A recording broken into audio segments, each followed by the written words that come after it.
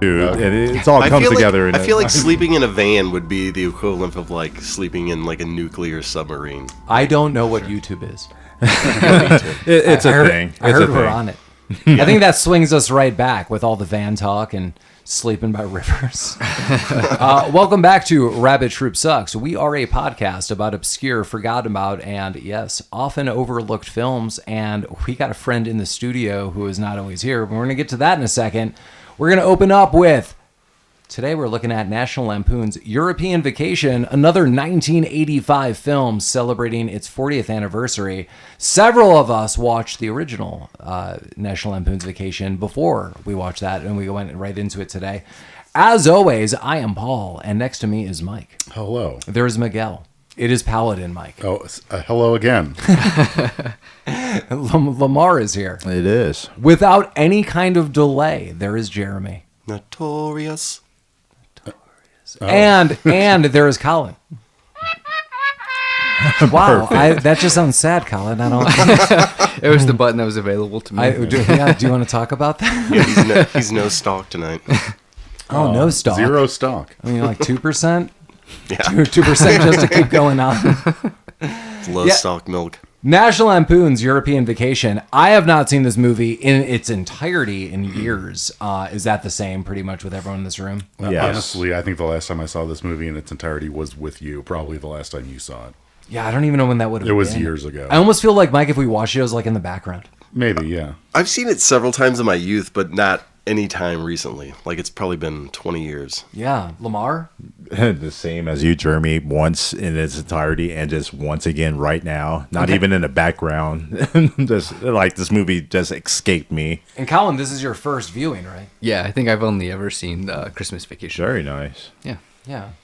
I think that would probably be like, honestly, for most people now, Christmas Vacation would probably be it. Christmas Vacation really took over the National Lampoon's brand. I mean, it is a flagship. I mean, it's shown so regularly, and even if you're a younger generation, I think a lot of people have still seen that. Probably like with also like Home Alone and A Christmas Story. Not everyone, clearly. I think there's tons of people who haven't seen any of those, but those movies are so big that I think it's hard to escape.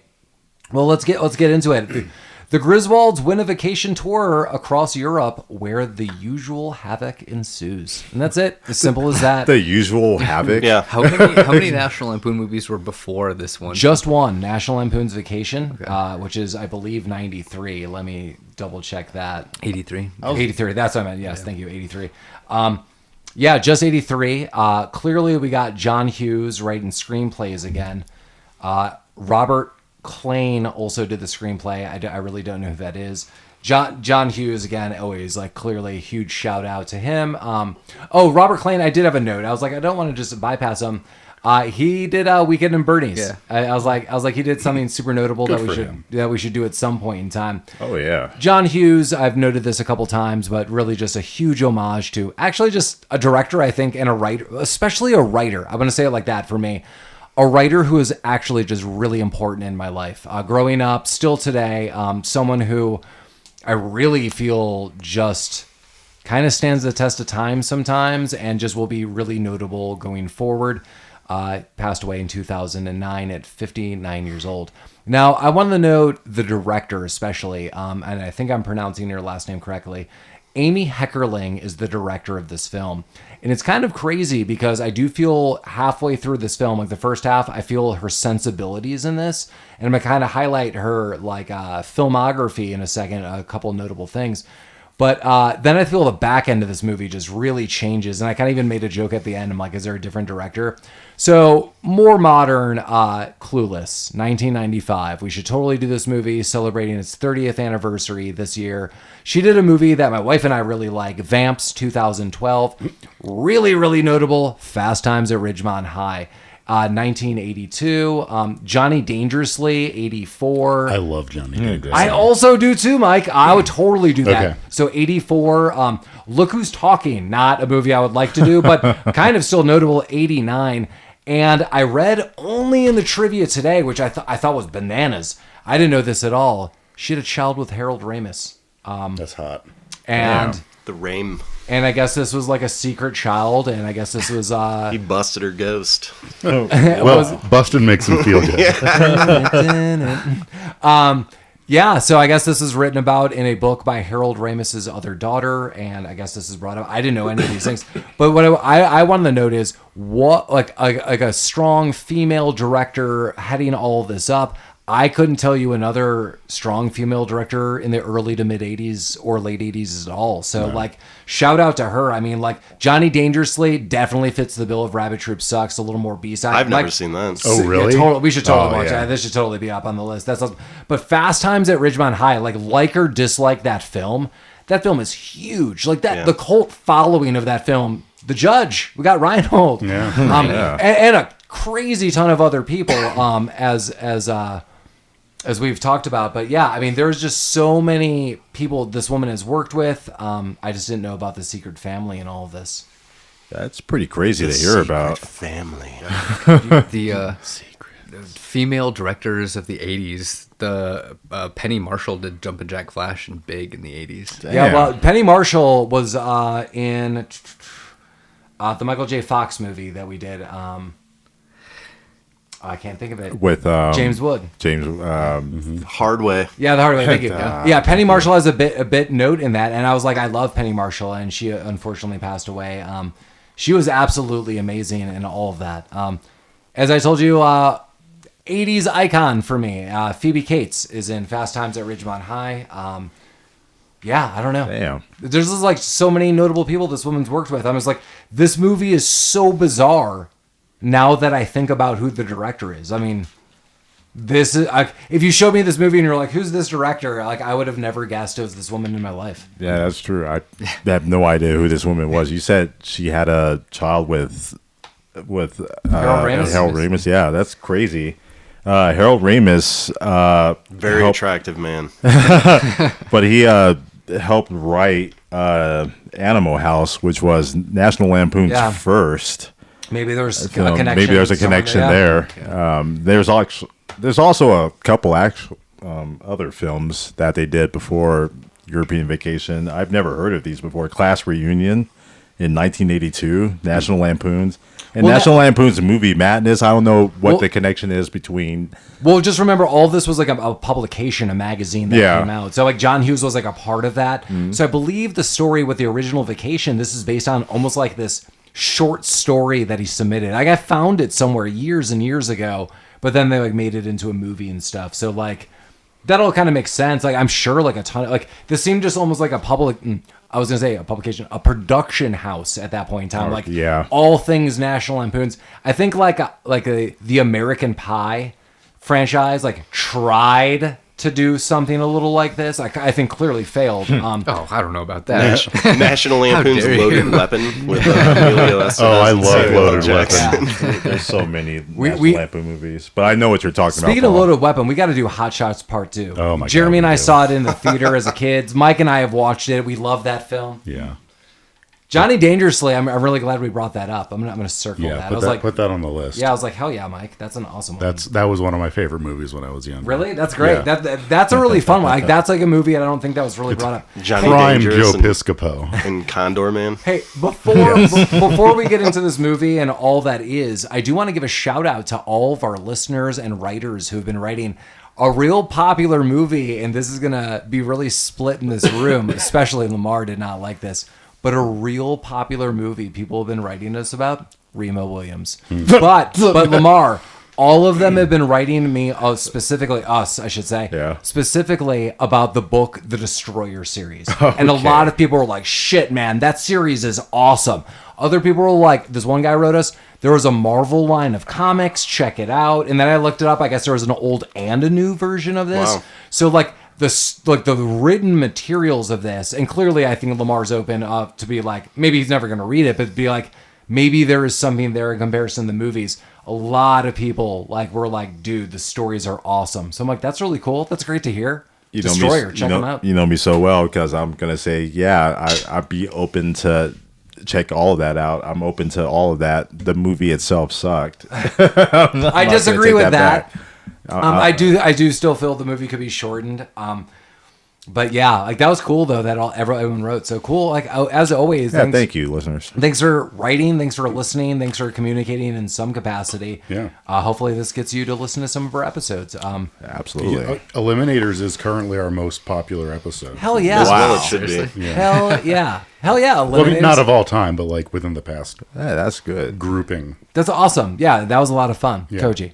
I told Collin that the ninja and Eliminators, I did some background trivia and I was like, oh, we didn't bring this up. But I was like, oh my God, that's crazy. Oh, yes. He was in Gymkata with the Hawk. I was like, oh my God. So glad you brought that up on the podcast. I was going to tell you to bring that up on the podcast. I feel that guy isn't just the Hawk now. I feel that guy is independently haunting Collin. Because remember, we watched Gymkata. He's like, I don't remember a guy with a Hawk. I'm like, the guy with like a 4-foot Hawk. He's like, I don't remember. I still remember Hawk. Yeah. There's a Hawk in Gymkata?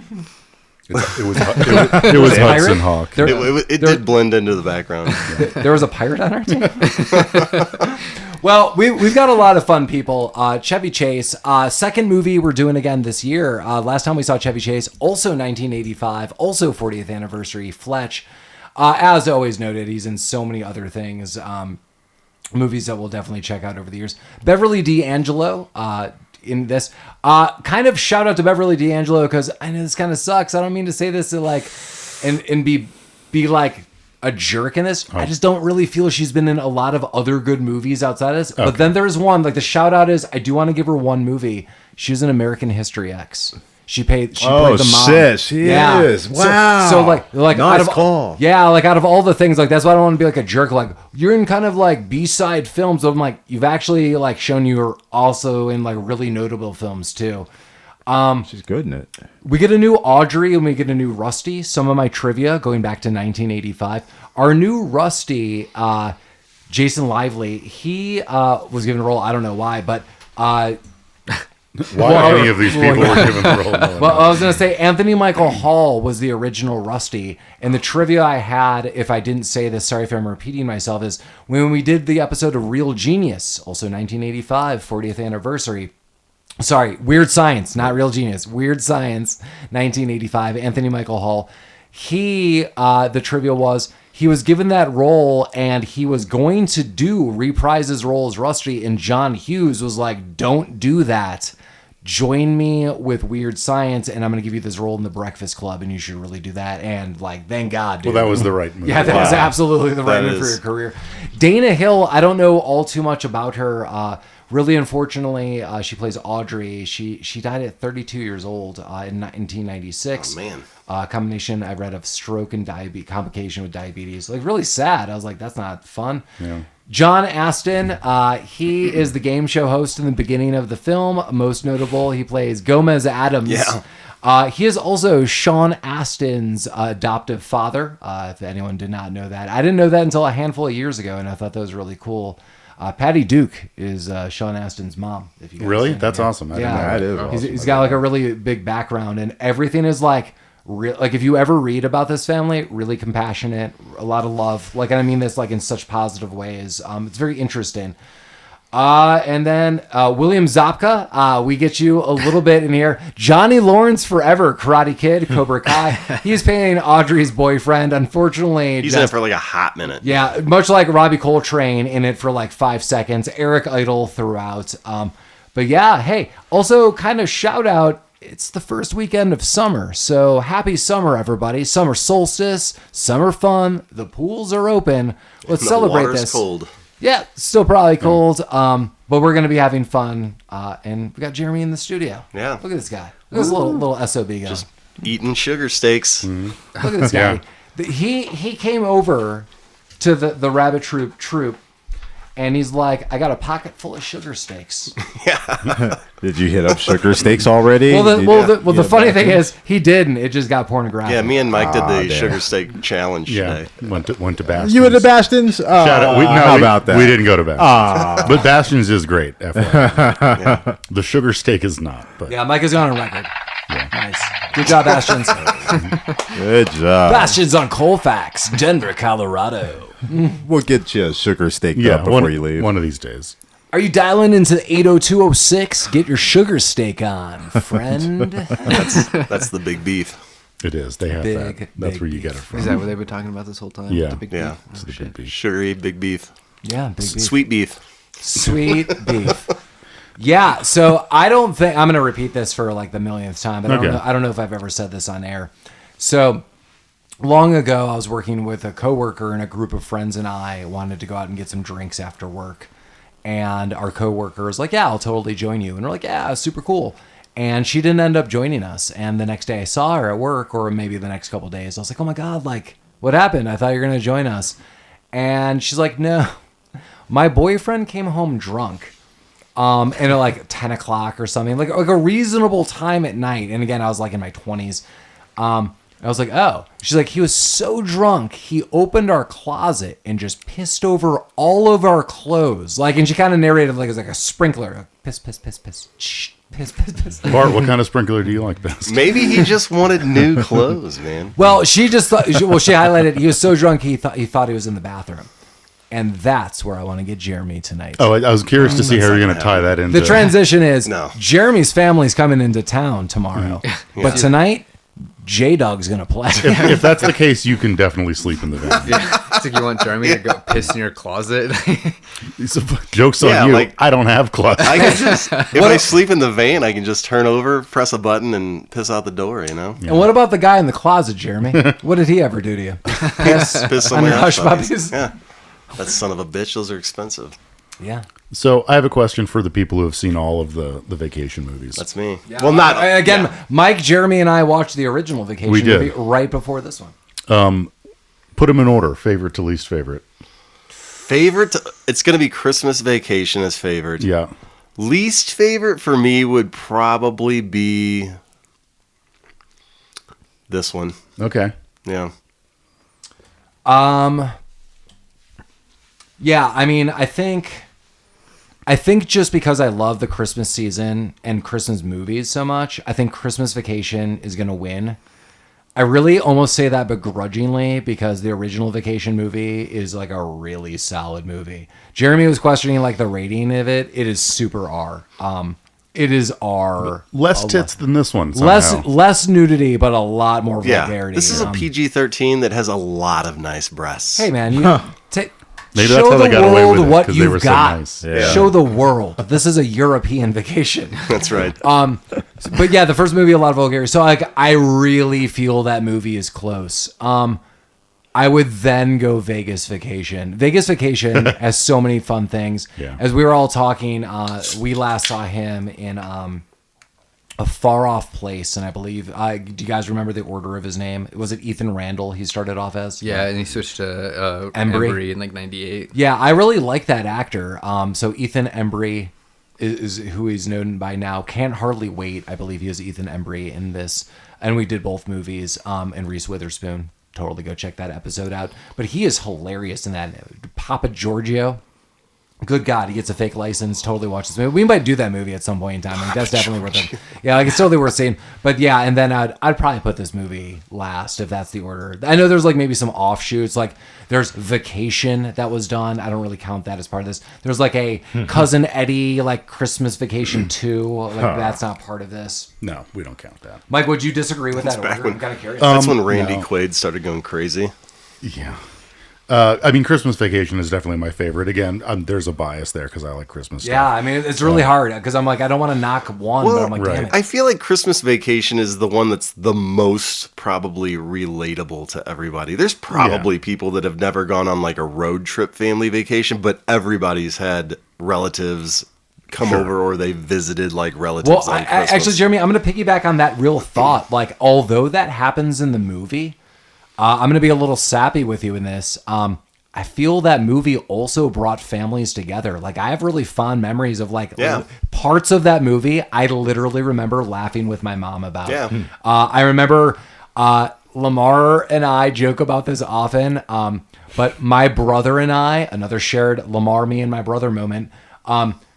There's a moment in Christmas Vacation where the cop's like, "That's low, mister. If I had a rubber hose," I remember my brother and I actually rolling on the floor laughing about that comment. I remember having to ask what Jack Daniels was. 'Cause, I had a lot of help from Jack Daniels, and I remember being like, "Who's Jack Daniels?" So I don't know. Like that movie is like a ball of nostalgia. So I can't really rate that. But rewatching one, I'm like, damn, this is such a good movie. Honestly, this is my unpopular opinion. The first one is my least favorite. Really? Yeah, You like European Vacation more? much more. I think European Vacation, as we're going to talk about this movie and really dissect it, goes kind of quick. I mean, like they win a game show contest, and we'll get there in a second. But then it's like boom, boom, like place. I feel the last half hour. So this movie's like an hour and a half, roughly. The last half hour is a drag, and as I said, like I almost feel it's a different director. Yeah, the last half hour is kind of a bummer. That's what brings it back for me, Lamar or Mike. Yeah. But like, what? I'm kind of curious why. Yeah. Why does one not edge this out for you? I don't tits. know. Yeah, maybe. There's more tits in this one. But It's just there you go. It's kind of it's like zanier, I guess. It is zanier. Yeah, Yeah, I don't know. Like, I never went on like family road trips, so there's not a lot of relatability there for the first one for me. But I don't know. The first one never really hit right for me. Like, I didn't see European Vacation until after Christmas Vacation came out, because when they made a sequel, I was like, I'm good. I can do without this. But then I revisited it. My order is Christmas, Vegas, European, and then Vacation. Here's a crazy thing about that. It kind of just got into my memory, my mind grapes. I saw European Vacation like a ton for a week because my parents and I and my brother went on a like vacation, and my brother and I were in a hotel room that had HBO. And like European Vacation was like one of the 4 movies they showed every single day. And so like as I was going to bed, and I remember this like vividly, as I was eating cereal at like 8:30 in the morning, I was watching European Vacation as a child. Where you're like, I wish I was in Paris with the Griswolds. Not really. I think I was at a beach, and I was like, I just want to go swimming. And I was like, these people are crazy. Yeah, HBO used to like, they'd be like, all right, every other day show this movie at 8 o'clock, and then on the other days show this movie. Yeah. I mean, this movie's 85, so like, I think it was late 80s, so it was like even more limited, Jeremy, that it was like, we have a rotation of 12 movies. And I was like, woo! That's how HBO rolled those days. Yeah. You can see the same movie 4 or 5 times in a Now they're row Max. over a period of 2 days. Max again after not being for a minute. Looking at both these movies, and I guess we could just start dissecting this one.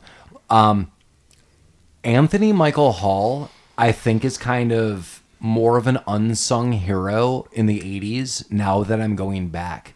And hear me out on this. I feel a lot of people were like, oh, this person was beautiful. They were attractive. Like, they were this. But, like, looking at Anthony Michael Hall's acting He's a big chops. fucking nerd, but he's a good actor. Yeah, that was the thing. Like, I think he could pull it off. Like really analyzing some of these actors was like, damn, this dude kind of's got it. Like, because some of his one-liners in the first movie, I was like, damn, dude, like you're with Chevy Chase, but you're like he's controlling the scene. Yeah, he's holding his own. Yeah, he's so, great like, in the Goldbergs. Yes. He's good in a lot of stuff. Now looking at this, Rusty, this guy sucks. This guy's like a lanky son of a bitch. Honestly, Rude. Rusty and Audrey in this movie. Audrey especially is the worst part of this movie.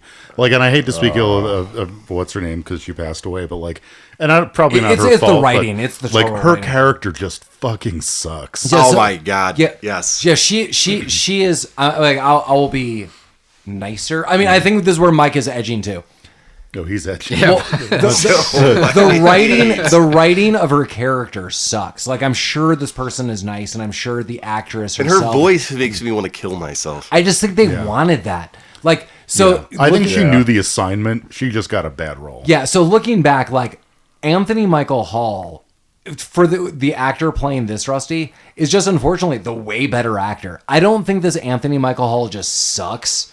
But, like, you compare them, then he sucks. Like, Yeah. this guy is like, oh, my God. But, like, Anthony Michael Hall did such a good job. So I kind of feel bad for this Rusty. Now, the other Audrey in the first movie, she's fine. Like, she doesn't have, like, a lot of lines, like, whatever. But but she's not like a weak character, and she's not just complaining. Actually, we watch like Audrey just gets high with like what's Jane's Yeah. last name? Oh, Krakowski. Krakowski, yeah. Yeah. She gets pot from Jane Krakowski, her cousin, and just like is stoned for the rest of the movie and stuff. So she's like phased out, but she's not like complaining outside of like a teen being like, I don't want to be with my parents all the time. Totally get it. But she's just not whining the whole movie. This Audrey is. It is like, I need to see my boyfriend. I hate everything. And I totally agree with Jeremy. Her like high-pitched voice, and I'm not blaming the actress, just really lends to how awful this Yeah. is. What She's was the her worst. boyfriend's name again? Jack. Yeah, Jack. It's I Jack. miss Jack. Yeah. Oh my God. I miss Jack. Yeah, Jack. Johnny Lawrence forever. I feel like the two teenage kids were written very generically. Like Russ is written as, you're full of hormones, go out and plow through Europe. Yeah, right. And she's written as, you're heartbroken, just complain all the time. I know Russ, although I'm like, he's fine, like whatever, passable. Rusty does have a couple good moments for me, especially when they're Yeah. cabaret. But like Audrey has zero No, moments. there's for me. no, Like- there's nothing good. Like about her she's character. fine in Pig in the Poke, which we're about to start. Yeah.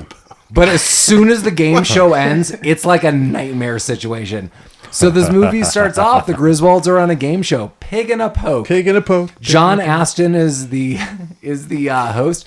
He is so looking back, knowing this guy is just such a nice man, an iconic figure is like Gomez Adams, and everything I know about him being like the adoptive father of Sean Astin. I love this guy.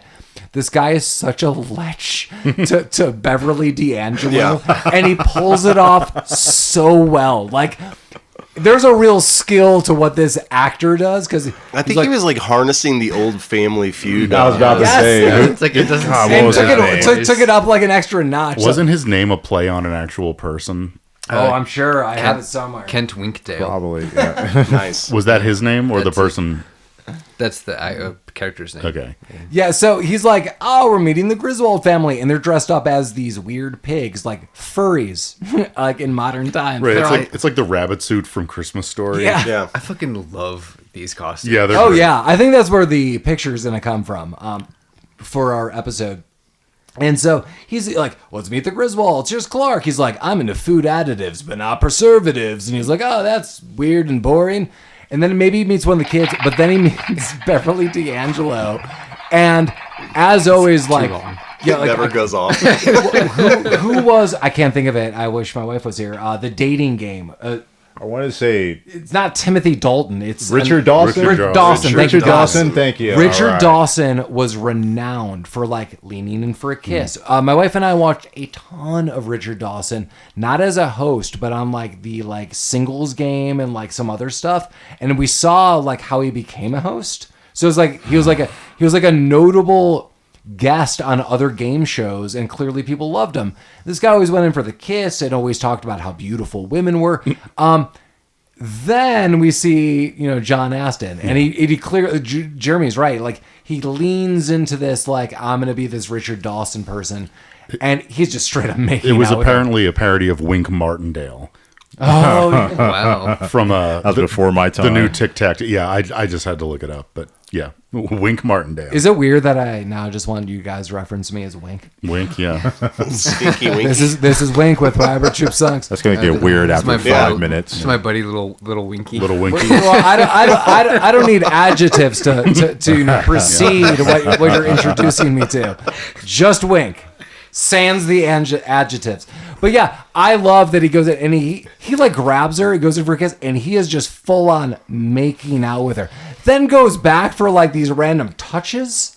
Like, Well, he gets Well, down he gets- on Audrey yeah, too. the daughter. That got weird. Yeah, and I don't she- know how I feel yeah. about that. She I was wouldn't know. enjoying that, man. Yeah. She popped up. She's like, okay. Yeah. A game show host with the right eye can get away with Yeah, anything. making her all forget all about Jack. Yeah. I want to say so many things to that. You, But right. You can. Yeah. This I don't know, Jack. With that, to kind of summarize, the Griswolds do win the grand prize. They go up against another family, a family of geniuses, but by chance and accidentally, Beverly D'Angelo, Ellen, shouts out Clark Griswold's name, also Sparky on the side. But Clark Griswold, she's like, Clark, And they're like, that's right, Lewis and Clark. And they're like, wait a minute. The other family's like, she didn't know the answer, but they get it anyhow. And they get a bunch of weird shit like wax for the car and maybe some other stuff. But the grand prize is this all-inclusive full European tour of like 2 weeks. Like they're going to this place and this place. They even noted like no one ever wins this. Clearly this is like by chance, and that's where we're at. And this is what I'll say. And this is unfortunately the last time I'll ever like Audrey in this. I'm totally fine with her in this. I like this random family scene. So you like her for the first 2 minutes of the Yeah. movie? You just like teenagers just dressed up like little piggies. I just feel like the kids are being like who they should be, but now we're immediately in this barbecue scene, and Clark is like, oh, like we're gonna go here and there, and the kids are like, I don't know if we want to go with you, and there's kind of this family debate. But Audrey is just making out with Jack the whole time. I guess I'm fine with this for a moment. Maybe it's when they get on the plane. Like, Jeremy, can you pinpoint just like when Audrey is like, now I'm done? Because right now I'm like, all right, like you're gonna miss your boyfriend. That's kind of Well, she has a compulsive obsessive disorder with this guy. Like she's trying to stay skinny for him. Anything he asks, she gives him. She's like fall down in love with this guy, and he's just kind of like banging her. He's like, yeah. He's the Zabka. Teen love. Yeah. So I mean, although as creepy and gross as that is, I'm still fine with her for now. But she's starting to complain, like, I don't want to leave Jack. And I'm like, 2 weeks without Yeah. Jack. I'm like, okay. What am I gonna do? Like, I can take a breath and be like, where's this going for now? And then I think we're on the plane. But also, shout out, if I'm not getting his name correctly, William Zabka. I just got to give a shout out to this guy. Lamar, you have not finished Cobra Kai? No, I think I'm 2 seasons behind. But Collin has. oh yeah. I just, during the watching of Cobra Kai over the years, it's just really refreshing that, like, this dude is apparently, like, the nicest guy. Like, and Ralph Macchio. Like, apparently the crew of Cobra Kai, there's, like, so many photos if anyone Googles this. Like, everyone got along. Like, I guess everyone, like, really liked the original Karate Kid series. And I guess, like, not as, like, real martial artists, but, like, I guess, like, Macchio and Zabka became, like, mentors to these kids. Like, and there's all these, like, really cool photos of them traveling kind of around the United States and the world and various other places. So it's just really cool. Like, I really thought Johnny Lawrence is an amazing story, amazing redemption story. Mike and I did redemption stories. Maybe we'll see us again at the Colorado History Museum at the back end of this summer. So shout out to our friend Keith. Honestly, talking about that Cobra Kai, like, you can feel the vibe of the cast of how much they like being there and how that production is. Yeah, even that, the villains. Even the villains. Like there's pictures of like John Kreese and the kids, and everyone's like laughing and like having a good time. You can tell like, they Martin like each Cove. other. That's where you can, and also this is kind of the unfortunate, like, first and maybe second scene we see William Zabka. We see him once talking on the phone, but everything else is then correspondence, right? I don't think we see him Yeah, actually. he writes her a letter. So this is part 1 of 2. The letter got there pretty quick, though. What the hell is that? Yeah. What? He wanted to bang other chicks so bad, he overnighted that. Yeah, he's like, I gotta get this letter. He to sprung her. for Well, the like poster. did you write that like the night she left? He and then, He was already writing wrote it on the back of the lady that he was banging. At least he cared. open this 10 days into your trip. Right. At least he cared. He wrote her a letter. He wrote immediately. it before they left. He got the address of the hotel and mailed it. There ahead you of time. go. Yeah. Yeah. Well, now, I mean, we're going to go on it. So we're on we're a on it. plane. We're going to various places in Europe. 3 places. Yeah, so various places. We're going to go see Stonehenge. We're going to go to parts of Germany. France. Well, Yeah, they were Paris, going to Germany. and It then was Rome. outside of their itinerary, but their family's like, oh, we have cousins in here, and you can like go visit them. Yeah, Yeah. that's Wait, right. are those the places like near Stonehenge? Yeah, so they went to England, London, Paris, Germany, Rome. and Rome. That's right, Rome. Yeah, that's right. Rusty falls in love. Oh my Yeah. god. Rusty, for being a derpy guy, he's kind of cleaning up. That's why Yeah. that's why they recast him. Yeah. They could no one to believe Anthony Michael all could pull. But maybe, believe it more than this yeah, dude. Yeah, but maybe honestly, Colin, like age Anthony Michael Hall up 2 more years, and like more than this guy. That I kid totally, with his stupid beret. Yeah, but He's got so many cool hats. Looking at it, here's a dynamic for me. Christmas Vacation, for me, weakest Rusty. Oh well, yeah. I mean, You don't like what's his name, Nerdlinger from that show? Gosselin. He's not funny. Like he doesn't really Yeah, have like comedic he's moments. service. The only moment he has, Lamar, and you're gonna remember this, is like, oh, you want to check all the lights? Yeah, I'll be in bed asleep, like shaving, Gotta like do the my chickens. taxes. Yeah. She like walks off, like, and that's just kind of like a one-liner. But like, as much I'm only kind of putting this together now. As much as I like Christmas Vacation, I think this might be the weakest Rusty because that's a fair point. Anthony Michael Hall is dope, like as Yeah. I noted. Ethan Embry, I really, really like. Yeah, he's the best Rusty for me. That's for you, the best Rusty. Yeah, That's a good. 100%. That's totally a great one. This one's fine enough. I mean, this one has moments, but the Christmas. Maybe the Christmas Vacation. The problem I'm having is like he's more like 13 or 12. Like they aged him down. Yeah, which is weird. That's Yeah. crazy. Yeah. in Christmas Vacation, the kids really don't matter. They're kind of like. I like side Juliette piece. Lewis in some of the areas where her frustration is matching Ellen's. Yeah. Like you can see like that's mom and daughter Okay. like bonding. Like God damn it. Yeah, it was closer to that. Whereas these other movies, the Vacation and European Vacation, the kids actually have a say, and there's kind of a plot focus toward them. Right. But in Christmas it's just them just hanging out. Yeah, they're When just you reacting. have Cousin Eddie in Christmas. Yeah, there's so many other Yeah. things that pick up the baggage in that movie that you don't think about the daughter, or you don't think about. Oh my God, Space Name Russ and Audrey? Yeah. Mike, I just kept pulling a slot. I won a car. I pulled another slot. I won a car. I kept winning a car. Yeah, Papa Giorgio. God, we should just do that this summer. I'm going to just put that on the itinerary. I just kind of want to watch it now. Well, the Griswolds are off on that European vacation. And as noted, they're going to go see Stonehenge. They're in an area of Europe that is total shit. The hotel they go to is total shit.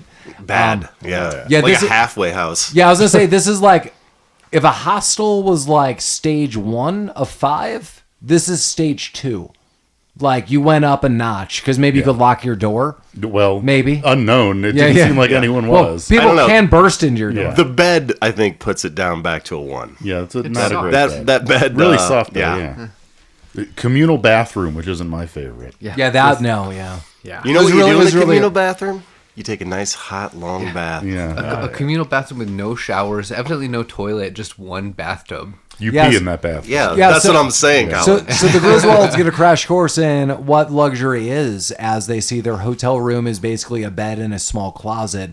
They have a communal bathroom. Ellen promptly is going to take a bubble bath in that, as Clark is going to, I don't know, like half shave then leave. Yeah. What was he doing? No He one was like knows. flossing, and then he did like a quick shave, and then he's just like, "I'm out. Yeah. Enjoy your bath Wasn't in he the communal bathroom." lying down with someone, and she was in the bath? Well, and yeah, there's he- a dude in there. Yeah, well, he leaves and Robbie Coltrane comes in as listed as Yeah. man in bathroom. Well, and she's got a towel on her face because she's a moron and doesn't know what's going on. Yeah. And then, Sparky goes into it's just some nondescript British woman with hairy legs, I think, Well, I who don't know was if she- really into this. Yeah, she wanted to get down. Oh yeah, she saw him and she's like, "We're fucking." I kind of like the dynamic between the two. She's clearly not into getting eyed up by this dude in the bathtub, where Clark is, you know what, I'm being felt up by you in this bed. I'm going to get out of here. Yeah, I'm just going to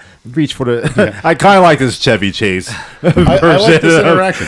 Yeah, can you unwrap your legs around me? No.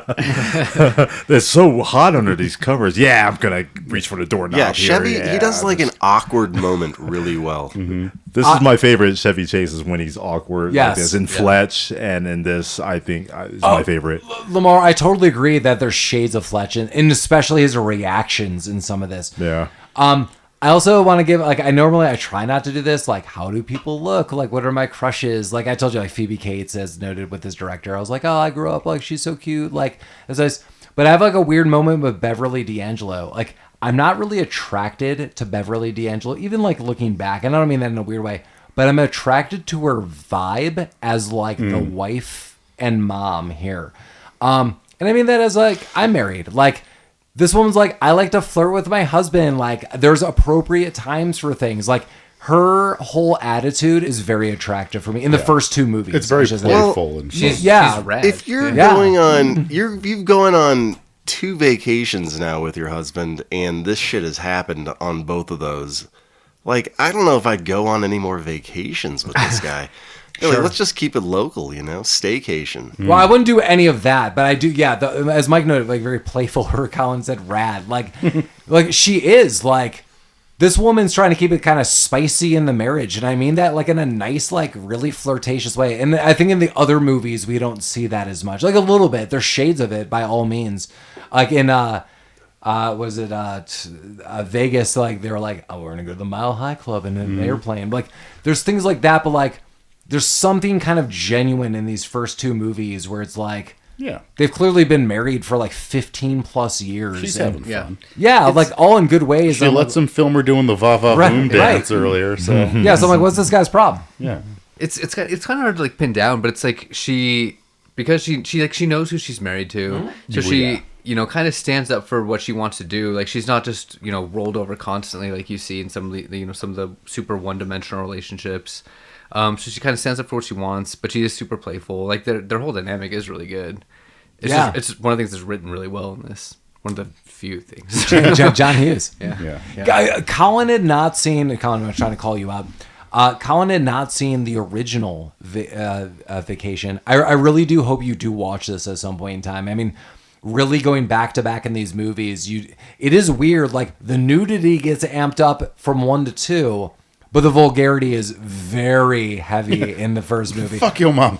Yeah, I mean, and the vulgarity is kind of amazing. Like the one-liners people have. Oh my god, there was a couple things in front of Jeremy and Mike. I just kept laughing. I was like, there was one special comment that I was like, I could never imagine saying to my daughter or my wife in my whole life. I'm like, oh my god, he just said something like this, and it's super vulgar, but it's really funny. Yeah. But we're in Europe. We are, yeah. A shitty hotel. So, yeah, after the whole hotel debacle of, am I going to sleep with who or what's going on, they go see Stonehenge and then knock it down. Yeah, they get a shitty car. I love the bit where he keeps running into other cars and everyone's really nice to him. And then Eric Idle. And then runs over Eric Idle on a bike.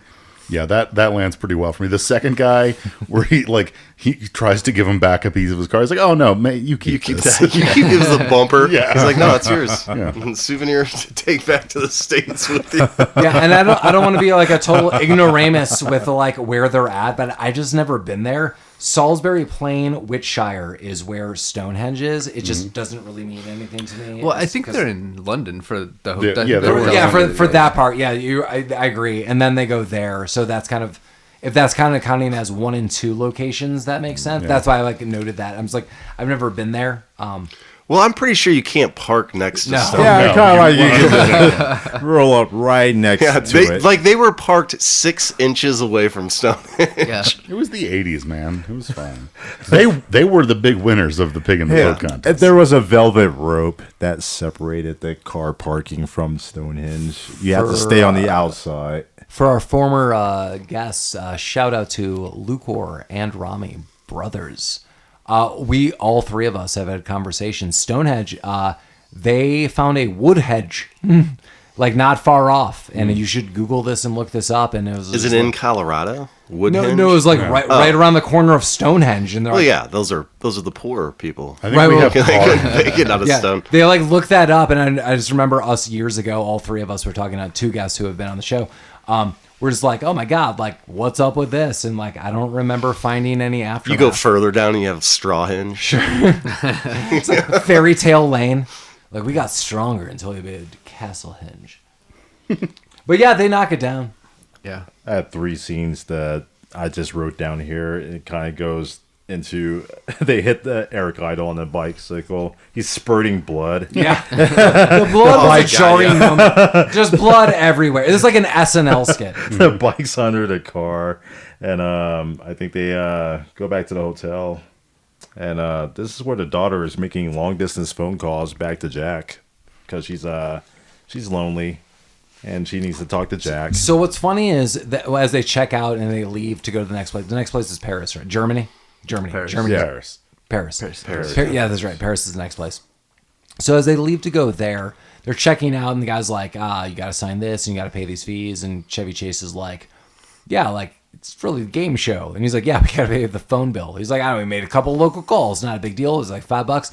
He's like, actually, it's like 200 and something dollars. It was like 250. I don't remember what it is. I might have it written down in my notes. I don't really care. That sounds about right. Yeah. But like, that seems low. It really is. Holy Because she crap. was like on the phone with that dude for like hours. Yeah. Like, all right, like a 200, like I would be like, so you talked to him for a half hour. Well- We're actually on the phone for 12 hours. Well, I mean, in all honesty, he did put her on hold Yeah. to go eat dinner. So Yeah, that was her Oh, fault. I'll He's wait. like, yeah, I gotta do something. She's Yeah. like, I'll wait. And put her on hold, a long distance from London, for whatever amount of time. Paying the bill was my favorite scenes because of the proprietor's mom in the background. Lugging the suitcase. Like rolling it up the stairs. Yeah, that was This sad. old lady. Yeah, it was amazing. Just another scene I want to mention before we leave London To is Paris.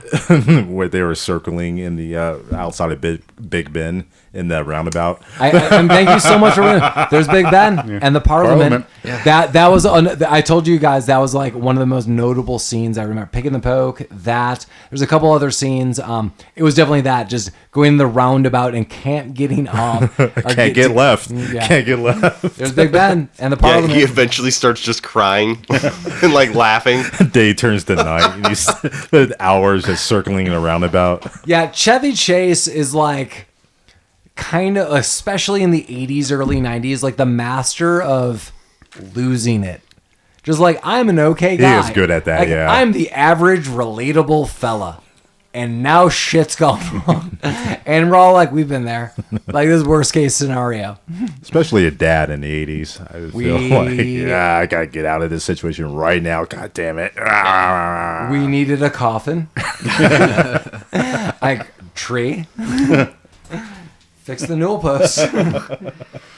Yeah, Lamar pointed this out. That eye flare thing that he does, I love Oh, God. Oh yeah, like it's like flicking magic. Yeah. It's like get the f away from me. Like, I don't know what it was. It's check yourself. Whatever you're doing, check yourself right Just now. a very brief little wow. He's doing it as he's describing to Russ about the how England colonized America, and then just a brief eye flare of that did happen. Have we watched Spies Like Us? Colin, have you watched Spies Like Us? Dan Aykroyd, Chevy Chase. That might It's be a good. fun movie. Great Yeah. movie. Yeah, that'd be a fun movie. That's Chevy Chase. At like, I won't say his peak, but he's good in it. Yeah, it's a good one. Well, we're in Paris. I'm gonna kind of skip through Paris kind of Yeah. quickly. Not a lot happens. They go see the Eiffel Tower. Yeah. Throw a They dog lose off the camera. Rusty throws a beret off the Eiffel Tower, and a dog jumps off. And you think it dies, but it I doesn't. feel like you can't take dogs up into the Eiffel Tower. You can if you can hold Yeah. them. It's a service animal. I do like this movie didn't kill a dog. Yeah, Yeah. that would have killed that dog. You can't fall from the top of the Eiffel Tower and live. That's man. kind of weird Is- because one of the National Lampoon's cover is them literally holding a gun to a dog. It's fine. National Lampoon hates dogs. Regardless of anyone's they live. feelings of Star Wars, just like as an entity, The Force Awakens, and sorry, spoiler alert, everyone's had a long time with the death of Han Solo. In that film, there was a written, I believe, sequence where they were planning to possibly kill Chewbacca as well. Oh. And I was like, I remember even thinking like, nah. Like that's like the world's too dog. far, Like, yeah. like, dude, if you do that, like it's like the repercussions would be like then all the Wookiees like have an uprising and kill everyone. Like whatever it is, like don't do that. And they didn't, and thank God. Yeah, no one wants a war with Kashyyyk. Yeah. They could have just had a scene where Chewbacca is sleeping outside of the Millennium Falcon waiting for Han to return. like in Futurama. Well, the dog in Japan that's based off. I waited for you, Han. Well, that would be super sad, and I would have taken that. But like killing Chewbacca, like, are you effing serious? Like, The nerds would have lost it. well, I mean, just like who wants to see that? Like, There's Chewbacca dead, and you're like, Like they skin Chewbacca and make him into like a coat. There's like a rug. I feel like everyone on Earth would simultaneously just be like remembering the death of their favorite pet, like your dog, your cat. I don't care if it's your hamster or goldfish. You'd just be like, you shot it with a blaster. Like, what? Like no one wants to see that. There was no purpose in it. Like, thank God. Out of all you did, Star Wars, thank God you didn't do that. Yeah. Killing all the younglings is fine, just not Chewbacca. But let's leave Paris. Let's go to Germany. Okay. Guten Tag. Guten Tag. Things are fine overall. Everything's going well until you get to some beer gardens and they ask Clark to dance, and then a simple beer garden dance turns into light slapping to overt punching, and then everyone brawling. Yeah, the whole fucking town is Kind brawling. of like that scene because it was kind of a vibe check on his dancing. That's the whole dancing was just a vibe check. You just gotta.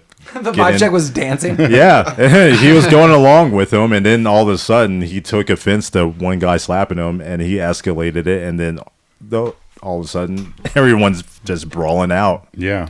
It's a shame, too. I mean, props to Rusty. He's pulling ass. He's there for like 5 minutes. He's got this chick taking her shirt off. Yeah. I just need to like extrapolate the situation. Okay. Good job, and I mean that like Mike, you're gonna like it. Like good job, good, Rusty. yeah. Like Rusty talks to this German woman who's super cute, like this. I mean, teen. Yeah. And she's like, "Oh, like cool, like your dad's dancing and things are happening." And he's like, "Yeah." And I was gonna say like then things happen, like not really with them, but like as I just noted with Chevy Chase, there's some slaps, there's some fights, there's a brawl. Now there's a full on like brawl with everybody. But they pan back to Rusty and you hear some like chimes, like bang, bang, and she's like, "Oh my God, they're gonna hang someone." She is like topless. Yeah. Rusty is just like making out and feeling up his girl. Like, good job, Rusty. Yeah, he did, European vacation. He did all of that in like 20 seconds. Yeah, he European moves forward. vacation. He's been learning his lesson this whole time. He got shot down by that Eiffel Yeah, Tower chick just because gotta of get his rid of that stupid beret. hat. Yeah. Yeah, there's Yeah, but he learned his lesson here in Yeah. Germany. He got with this this broad here is filling her up. Yeah. But it was time to go because the family's fucking up. Well, the family basically runs off and then they're able to get to their car. Unfortunately, their car gets stuck in like a really tight alley. All their luggage goes flying and they are able to collect, we kind of gathered, small handbags. Some of this is problematic in the future. I thought they gathered like cash, various other things. We turn out not so much, maybe a little bit. Maybe like everyone has like one change of clothing, various other things, but that's pretty much it. And then we are headed to Rome, Italy. Yeah. Well, Clark managed to change out of his lederhosen, so he had at Right. least one change of clothes with him. Oh, damn. We overskipped the checking in with the relatives Yeah. in Germany, but I don't think it's too much. Well, they didn't check in with relatives. They Yeah. checked in with They total checked in with a strangers. fake relative. Stayed with them, had dinner with them, and then left. Well, we got there. We got the audience. We there. did. And then we're in Rome, Italy. Now that we're in Rome, Italy, I actually really don't like the back end of this movie. I mean, there are a couple like threads here and there, but I thought this first hour was way stronger than this last half, or the last half hour. And then, Jeremy, you were really good at noting like things that just went on long. The opening credits in this movie went on too That long. dance that Beverly did. What Yes. the fuck? Why did we have to see all Yeah, that? there are sequences that are just like really drawn out in this film, but then this last, I'll say this, maybe not last half hour, 20 to 25 minutes just is not good for me. They try on clothes for like 3 minutes straight. I like That the I love. I like the result of that. The clothes part when they get here and dress like a bunch of assholes, like in a bunch of like fashionista attire, that is fun for me. But I agree that like the sequence, the montage of dressing up went too long. I told Lamar that I was watching like an episode not too long ago of Perfect Strangers, like a later season where they like travel abroad or somewhere and they witness a murder, and it's like a 2-part episode. It reminds me of Family Ties when they go to Europe as well. And it just seems like something's fake about this. Now I feel like I'm watching like a sitcom trying to be a movie, but in Europe with like weird film stock, like things look a little off. Like And then they get in a murder mystery. I didn't even bring this up. Now there's like a dead body and people being like, Miss Scusi, we got to hide a body. But I think he was alive. Yeah, he was alive. They were holding him for ransom. I didn't really understand any of what Well, it meant was to like be happening here. Yeah, like they're like, this film has no bad guy. We got to write one. And They implemented like, a plot. and like the bad at guy was end. so inconsequential. Like they could have done other comedic things other than what they did with this. yeah. And the family is now breaking apart. Like the kids are like, oh, we're here together all the time. They want to travel and see like a little bit like on the city on their own. Finally, Clark is like, fine, go do this. They also simultaneously find out that this kind of sensual scene that Clark filmed on his camcorder is now the talk of Rome. Yeah, the hot, wet wife or whatever it was called. Yeah, that Beverly D'Angelo in her scandalous hey big spender like strip scene is now like making the rounds. As I said, let me backtrack for a second. So they see a poster of this like hot wet mama or whatever Mike said, but I love that there's like a director and like a producer. Like, there's like a whole like crew like this guy ran off with that video camera like what 9 days ago, and then they have like a whole production. He ran off with a production company in London, and they set up in Rome. Rome is where you go for your pornography. Yeah, it's really true. Yeah, and I'm not even gonna get through this whole thing. Like, there's some rando people, and there's like a body, and they're gonna hold it for ransom. Clark, as I noted, left his bag. So did the family. They're like, we're just trying to get our stubs because like we got like things to see, and maybe like the company could pay us back. And the guy's like, yeah, we killed someone, so let's just give him a bunch of money. We'll get a car and a body. There's a bunch of nonsense. Yeah, I don't really know what to say about this. It's pretty dumb. Yeah, this is just really bad. Mike, for me, this is the reason that it attracts. Like, I understand why this would be in contention for you, like, or anyone. Like, how would you, like, file this movie in order? But this last 25 minutes or so, this is why, for me, this doesn't really hold up. Yeah, that's still, I mean, you're not wrong. Right, I mean, this is all subjective opinions. That's why I'm like, when you said that, I'm like, I understand your point of view. I was like, now we're just like, Like, there's just stupid stuff in several of these films that were like, which is stupider, which would you want to watch more? Yeah. I think that's my issue. Like, this isn't a better movie than the first one, but if on a random night I had to pick one to watch, I'm picking this one. It's shorter, and for me, it's funnier. And Rusty hooks up with, like, some broad from California. Oh, yeah. Rusty tries to bang Moon Unit Zappa. Yeah. And then Zap attack. And then, like, all this crime goes down. The dad pulls up in, like, a car, and this girl who's known Rusty, maybe, I guess they did spend the day together. I mean, admittedly, a bunch of goons are after. Yeah. I'm sorry, a bunch of Quimbies are after. Yeah. But she, like, jumps in the car. She's inconsequential too. Yeah. I mean, it's all inconsequential. Not to Rusty and his heart. Yeah. I noticed as Collin and I drink more, the amount of how dare yous from him and I come out. There was one specific episode I was like, oh my God, we just kept saying like, how dare you? We each were like, to everyone, Collin, we're like, how dare you? How dare you? It was so offensive. How dare you? Admittedly, my daughter now says, how dare you to me sometimes. That's not like, surprising. How dare you? That's and amazing. chuckles and laughs. No way, Jose. Yeah, so they get away. What happens to these bad guys? Anything? They get arrested.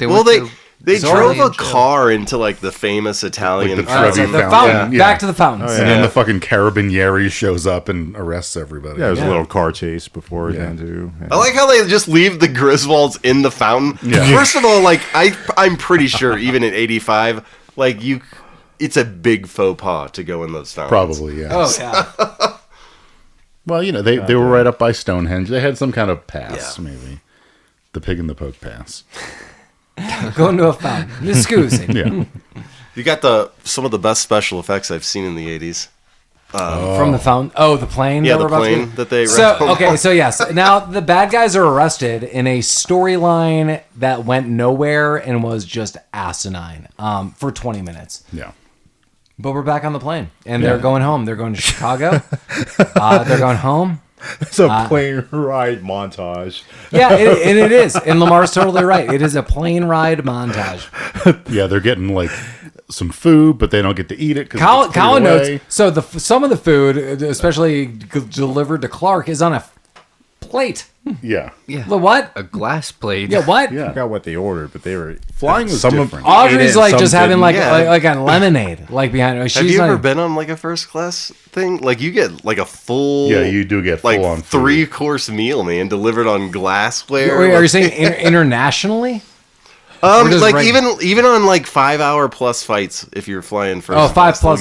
they'll give you a My meal. wife and I were on a first class trip, like by happenstance, because we were upgraded very nicely from Denver to LA, and you were given like food instead of a snack. That's all we were given. The person next to me is like, "I will definitely take the anti-pasta."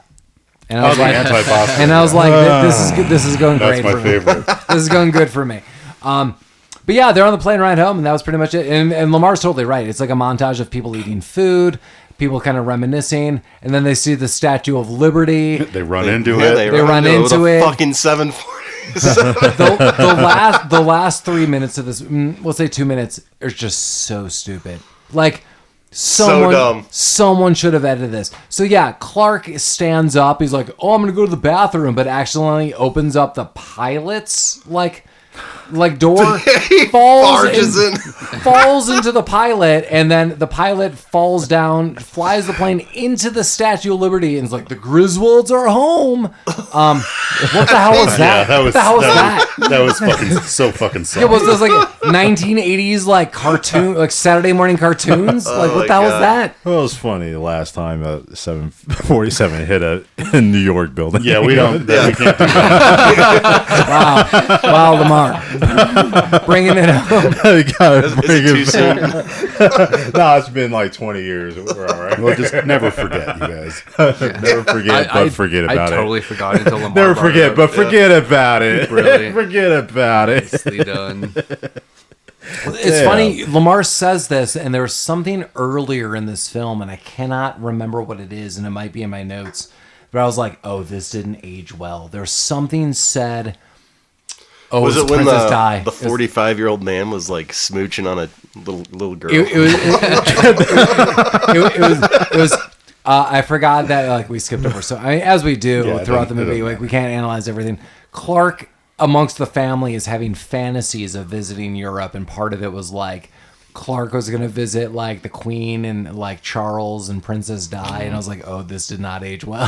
I think there's something else too that I was like, it was like no fault of the writing. It was just Yeah. like this did not age well. happened. There was when they were in Paris, the French waiter is like, "Oh, your daughter's got a nice little ass." And it was like, "Holy shit!" I mean, about the that worst waiter part scene. was, no, she didn't. Yeah. I don't know. I wasn't looking at that, but maybe she did, and I like how offensive that waiter was. Maybe that's just how like the French compliment each other. Like that's a nice Yeah. pert little ass you have there. When they get to work in the morning, like, "Hey, Susie, it's a nice little ass. How you Nice doing?" ass lady. Your wife has nice tits. Yeah. It's like a greeting of spring. Like your wife has nice tits. The leaves are strewn across the trees. The sun Yeah. comes up. Your The wife bird- has nice tits. The birds are amiss. That French waiter was first in line to buy his ticket for Hot Wet Mom or whatever. Oh God, he had like 7 copies. Yeah. Yeah. So the Griswolds are home, I Yeah. guess. Finally. Well, as always, feel free to reach out to us in so many ways. If there is inside information that you have, especially as I noted, like Remo Williams and various other things, I love reaching out to everyone. Thanks so much for telling us about super cool things. Feel free to reach out to us at Rabbit Troop Sucks podcast at gmail.com. Again, Rabbit Troop Sucks podcast, Rabbit Troop Sucks podcast at gmail.com. If you have any inquiries or you have some inside information, let us know. I know a lot of you are getting to us at Facebook or Instagram. We are on both, and that's super awesome. And we're at rabbittroopsucks.com. Feel free to go to our website proper. We have pictures, we have links, we have things like merchandise and various other things. And if you're reviewing us, our ad-free podcast Hey. that no one is making money on, nor are we even trying, feel true. free to give us a 5 out of 5 review or whatever the highest review is. Tell your friends, various other things. I did throw a couple of RTS stickers out the window when I was driving down Highway 70. So That's not helpful. I'm sure somebody will pick those up. I'm sure I'll get a fine. We'll get a Gmail fine. Like, hey, found your sticker. Awesome. Well, feel free to reach out to us. Jeremy, I'm so glad you're in studio. Yeah. You're in Denver, Colorado, and you will be with us for the next future episodes. Jeremy, what did you think of this film, 1985 National Lampoon's European Vacation? Again, I do like Chevy Chase, especially like his kind of comedic style. Chevy Chase is one of those actors that he plays Chevy Chase like he doesn't play different characters, even though he has different characters' names in movies. He's still just playing Chevy Chase in this particular scenario that he's cast in or whatnot. But he does a good job of it, and he's definitely like the strength of the comedy behind this particular film. I did kind of like Rusty in this. Beverly D'Angelo I liked better in the first one. Agreed. But yeah, this is my least favorite of them all, just because the comedy just didn't hit as hard with me. The last 25 minutes, like I think they were like, "What are we gonna do with Rome?" They already did all these weird things in these other countries, and then they came up with like this little weird storyline that went nowhere and really did nothing except provide a couple of laughs. So, yeah, it's okay. I think if you're gonna watch these National Lampoon Vacation movies, you should watch it. Collin, what are you thinking? Yeah, I really don't have that much to say about this. It was almost exactly kind of what you expect from, a Chevy Chase mid-'80s European Vacation style movie. Well, I guess I have a follow-up for you then. Since you were like, I haven't seen this, and you're like really like more steeped in Christmas Vacation, how do you feel, at least the parents are the same, seeing them again? Like, do you like seeing this family? Is this like, oh, like, how about, or maybe like the follow-up question would be, would you want to see Vegas Vacation? Would you want to see the original Vacation? Like, does this inspire you to be like, I would want to see more with this family? Maybe. Like, I wouldn't like seek it out, but if you guys were like, it's time for Vegas Vacation, I would. Well, the other two have Cousin Eddie in it, so That'd probably that's make it worth a better. return Yeah. visit. Yeah, I guess. I mean, it's fine. I mean, we laughed a little bit. There's just nothing that's surprising. And you're right. The last like 20 minutes are just kind of takes a turn, and they're just kind of looking for a way to kind of wrap this up, and it was fine. I loved the picking up. The start was amazing. The picking up poke is incredible. I really feel Collin needs to see the original. Like, that's my like. That could be it. Yeah, like that for and Mike might disagree. Like, and I think we've all just decided we're watching Vegas Vacation at some point in time. But my vote would be Collin sees the original. Like, I'm very curious to what Collin would think of the original. What do you think about that, Mike? Like, No, I agree. I think if you got any joy out of this, you should watch the original. Okay, that's fair. Because I mean, it is a good movie. It's fun, and it kind of sets. You learn more about the characters. Vegas Vacation is, I just think, so funny. But yeah, I mean, the first one definitely has its place. It's just not my first pick to watch. Lamar, what are you thinking? I'm thinking I like this movie, although I think it's the weakest of them all. I'm in the same boat as kind of Collin, although I have seen the original Vacation, but I've only seen it once. I've only seen this movie once, and I've only seen Vegas Vacation once. Lamar, didn't we watch the original Vacation like a couple of years ago? Maybe I've seen it twice, but you know what? If I've seen it with you, I've seen it absolutely plastered and don't remember it. Well, I was just gonna say, I was like, was a couple of years ago the first time you saw it? Like, which very could well be. I've seen it before, and you know what? If I seen it again with you, maybe I haven't had a good memory of it, but I do remember it being better than this, mainly because of the structure of this movie, which kind of put me in the mindset of how National Lampoon movies go. They just kind of, they don't go just scene to scene to scene, but they set up maybe a 20-minute segment and then go in 20-minute chunks. Well, like we were talking about the last 20 minutes of this film. I feel like you guys are kind of like referencing just a segment. Well, it's funny that you're saying that, because now I'm thinking about it, like, and everyone's like, Christmas Vacation, like myself too. Like, yeah. I like, it's so like nostalgic, and we watch it. Lamar, Mike, and I have watched Christmas Vacation like every year together for like 20 years. Yeah. But that all takes place like at a house. Yeah. Which is crazy thinking about it. Now I'm like, all the other movies are like segment scenes. Absolutely. Yeah, Yeah. totally, Lamar. Good call. That's where I was kind of going is I mentioned I've seen all those other movies once, seen Christmas Vacation 400 times, and it just resonates with me that this is a totally different movie. It takes place in one setting. There's not too much going on that you have to understand outside of this house. All the relatives are coming in. You're understanding what's going on here versus here where they're just doing a segment for Paris. They're doing a segment for Germany. They're doing a segment for Rome. And you just kind of take the movie in chunks instead of just as a whole, which is why that last 20 minutes of the movie where she's kidnapped and they have to save her, that's just weird, but whatever. That shit It's funny. started from the beginning. Like, what? I don't know. Leave that out. Yeah, they could have done other things in Italy. For a National Lampoon movie, just Yeah. throwing that in, whatever. I had fun with it. I notice I've been saying I've had fun with these movies lately. This movie is just another one of those movies that you have fun with. It's National Lampoon's. What can I say? It's the weaker of the bunch, but it's still good. I know we're about to get to Mike, but God knows what's going to happen next week. Mike, you're in. Yeah, God knows. Same as everyone else. I had fun with this. Like I said earlier, unpopular, but I recognize that this is a worse movie than the first one.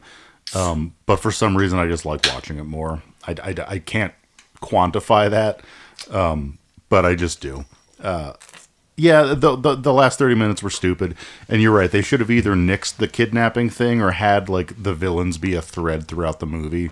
Like if they didn't know they had someone in their trunk for the whole thing, and the guys were chasing them, that Were they might have like been better. spy data, or like they accidentally Yeah. like switched out like the camcorders? Right, if there was some kind of accidental thing that they weren't privy to that they kept bumbling their way out of, that might have been more fun. I don't need to rewrite the movie. I like it. I'll watch it a lot, and not a lot. I'll watch it here and there. I don't know why, but the first movie is just, maybe it's too long. The first movie, I feel like it is equal in length. the Mike. first I movie need just to, kind like, of look this drags up. for me for some reason. You're probably right. Yeah, I mean, Audrey and Rusty are better in the first one. Pretty much everything's better in the first one. I just like the second one more. This movie, European Vacation, is 3 minutes shorter. Okay, 3 minutes shorter. But like, I don't want to discount what Mike's saying. Like, I do feel if like something's not connecting with something, Mike, I totally get it. Like Yeah. the drag is like way more noticeable. So if like you're like, oh, like this seems like it was longer, like I get it. Like there's so many movies I'm like, this movie like 2 hours and 2.5 hours. Like, oh, it's an hour and a half. Like, good God, this movie sucks. Yeah. Yeah, I like the first one. It just doesn't, it never landed right for me. Maybe it's because I've never done or don't care about road trips. I don't know. Yeah, I don't really have much more to add. Like the first hour of this movie, out of the hour and a half roughly that this movie is, I think is the stronger stronger parts, segments. There's a lot of fun to be had. I really do like seeing the family again. That's kind of why I asked Collin, like, would you want to see the family again, etc. So like, I would personally, even based on this, but I wouldn't gravitate to this movie all too often. Although Mike and I are talking about like subjective views of this film, I'm not far off on him. Like, would I watch this movie all too often? Not really. But would I watch the first one? Maybe like once more every 10 years, but like I'm not going to gravitate towards that first one all too much more. The Christmas Story is clearly like the winner for me, but the original has a lot to be said. I do need to sit down and read that John Hughes short story. I read part of it once. It's not very long, honestly. I don't know why I didn't finish it, but yeah, this movie's interesting. Rami almost joined us today, but Rami, like, I know your viewpoint is always like, should I watch this as a group or should I watch this independently? For this movie, I really don't feel it matters. Does anyone No, disagree? it doesn't. Yeah. Like, this would not be like, oh, I'm with a group and this is so much more fun. Not this film. I think you're gonna either like it or dislike it. I think that's kind of our group's view.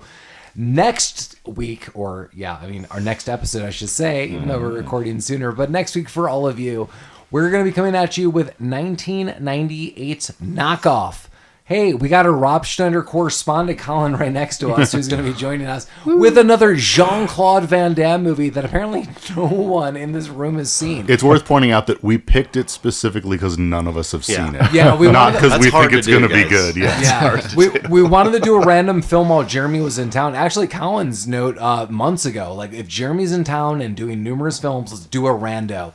And I just wanted to select what it would be so we could announce it. So we selected Knockoff 1998. No one has seen it, or I guarantee someone's going to be like, I've seen 10 minutes That's of my this. favorite movie. Yeah, I don't think anyone's going to say that in this room. But I bet someone has seen like 10 minutes of this randomly. And not me, but like through our viewings. But yeah, we'll get at you with Knockoff. Another Jean-Claude Van Damme movie. I like that Jeremy straight up was like, I was looking at horror movies, science, or action adventure, like sci-fi. And Jeremy's like, if it's a Jean-Claude Van Damme movie that I haven't seen in this time frame, he's like, then I'm totally in. I'm like, hell yes. And all of us were like, just do that one. Yeah. So we're gonna get back at you with that. So, yeah. Any final views of this film, National Lampoon's European Vacation, 40th anniversary? No. Let it go. 40 years. We're gonna let her go into the mist. Yeah. In the next few weeks, we'll celebrate our 3-year anniversary. So, as always, thanks for listening. Thanks for writing us. Thanks for You said next week is in the next few weeks. in the next few weeks. But not it's not far off, Jeremy. In the next few We're weeks. getting there. Yeah, so we'll be our 3rd-year anniversary. So thanks for just listening. Thanks for writing us. Thanks for giving us insight to movies. Thanks for expanding our views with people we know and movies we love. So Thank you, listener. and yeah. tell 5 people that need to deepen their knowledge There of you go. movies. if you don't recruit 12 people by next week, stop listening. I'm sick of this. This is like a chain letter. You It's like have to Fight tell Club. people. Wait at my doorstep, but not mine. Go to Mike's house. He will recruit you or he will not. Yeah. Are you Robert Troop Sucks Major? You are not a unique and an individual snowflake. Yeah. If he asks you to make soap, get away. Well, you should make God. soap. I would love your soap. Not the soap in Fight Club. No, because it's made out of human fat. As always, Rabbit Troop Sucks. Wink, wink,